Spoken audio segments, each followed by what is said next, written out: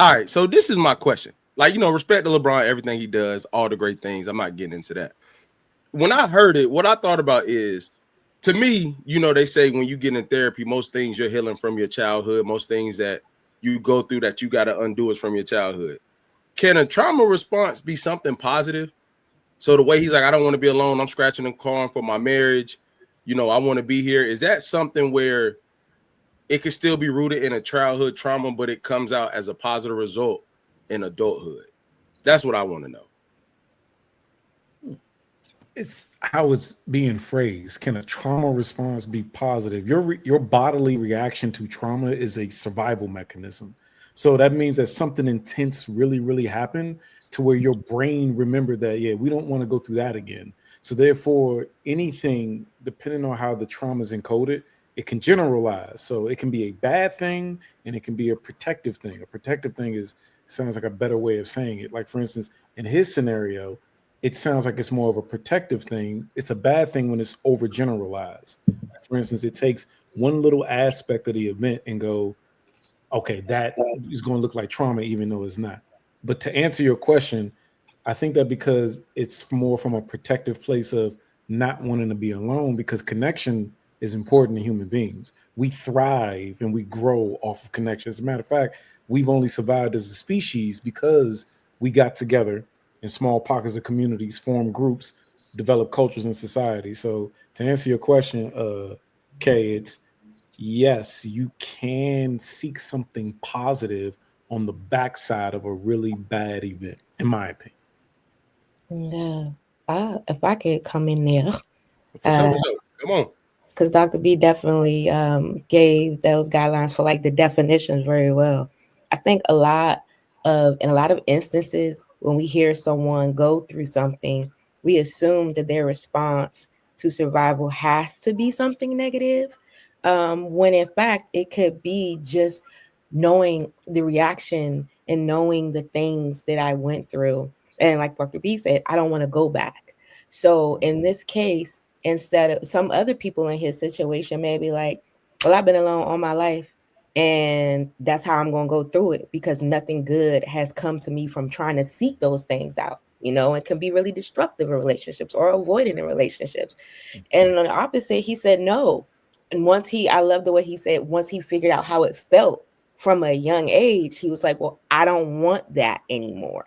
This is something that I'm going to actively pursue. And I long for this.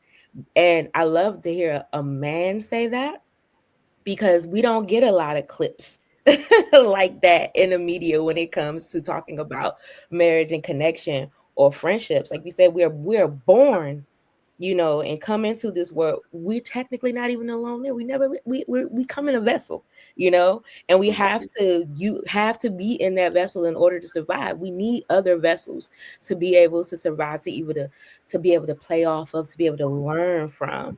So in this situation, he's put himself in situations actively forever, playing basketball in a team for forever, doing things like the barbershop series things he does. He's purposely pursuing those connections so that he won't ever have to be reminded of that heaviness associated with his trauma. Sound like a good coping strategy to me. It's just, sometimes, but I'm going to get to you, Dr. Lakeith and Dr. Bell. I think sometimes when you hear coping or you hear somebody say, I don't ever want to go to that, it got a negative touch to it when you say coping. You know what I mean? In my personal opinion, is when you use the word coping or when it's typically used, we think of some of the other not so healthy ways of coping. So normalizing something that's positive is something that I I like, because I'm married. I feel the same way. I don't necessarily, it doesn't stem from the same place, but I feel the same way. So I agree with that. But sorry, brother Lakeith, I'm going to go to you last. Dr. Bell, you got any thoughts on or want to speak on the video? Yeah. I mean, I think that kind of to your point, it's broadening our perspective and our scope of what wellness looks like, right? Because it is not a negative space to have coping skills. It's an absolutely positive thing to have a coping skill.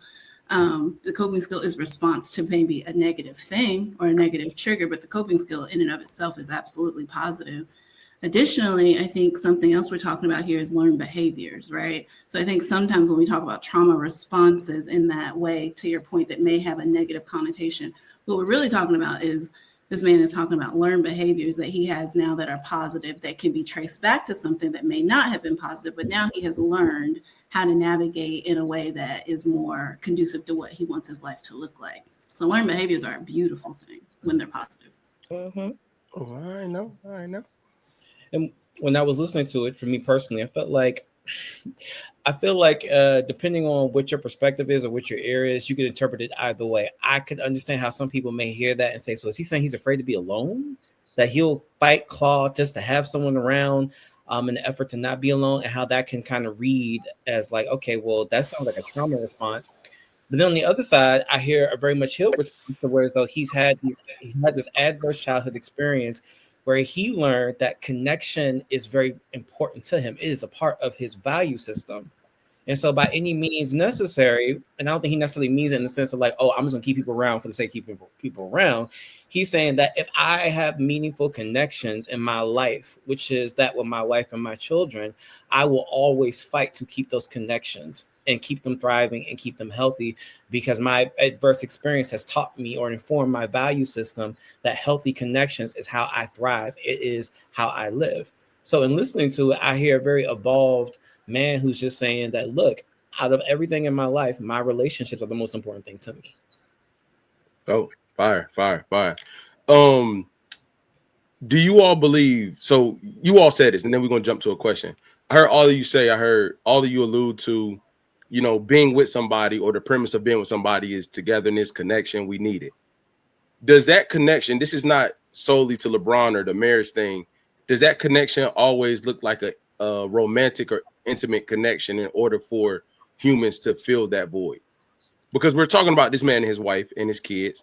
But when we talk about connection or coming in community, do y'all feel like it always have to be, love, or like, I shouldn't say love, but like romantic to like a partner versus I have really good friends, I have really good family. That's where my connections come from. That's where I feel good at.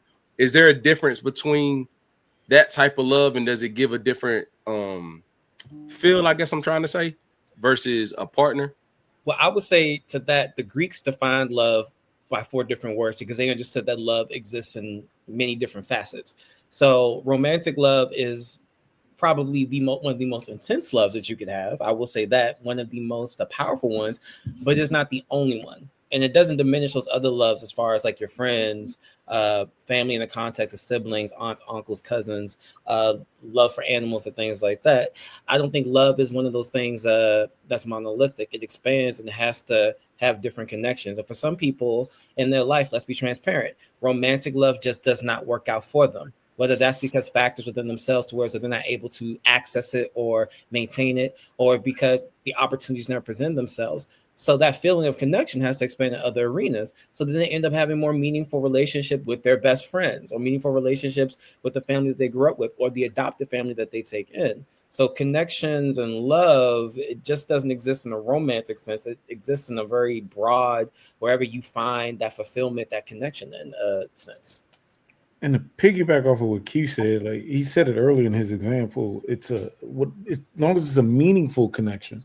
Like Keith's right, Greeks had a more robust language than we do as English speakers, but different categories of connection serve different purposes. Like for instance, when you get together with your friends, women are by and large, way better at this than men are. But when you get together with your friends, that's a different type of connection where you're sitting around, you're talking, you're chit-chatting, you're catching up and things like that. That's a different type of connection. And of course, then when you're at home with your significant other, having a good time, building memories and things like that, both tend to produce healing to a person, but they do it in a different way. Connection in and of itself, when it's a positive and meaningful one, even when it's not intimate partner, it helps to repair, rebuild the body. It helps to decrease stress. There's so many wellness benefits to connection with friends, connection with your church, connection with your neighbor down the street, whatever it means. But to answer your question, I just wanted to echo what Keith said, that if it's a meaningful connection, and whatever capacity that looks like for you, because it's always going to be subjective in many cases, it doesn't always have to be like an intimate partner one. It could be just however or wherever you find it and what you do with it. Yeah, definitely. I guess I'm triple piggybacking on what my brothers have said. I think, and it's something I talk about in sessions with my clients too. I try to get them to diversify their love portfolio because you can't, it's better for you to experience those different types of love. So when you experience a loss or you experience a transition in anything, you can be able to say, oh, well, this hasn't completely shattered me to this point where I become disenchanted with the idea of connecting with people. I always tell my friends, we have a joke, me and my BFF, I love you, you're my almost everything. And the joke is you can't be my everything because you are one person.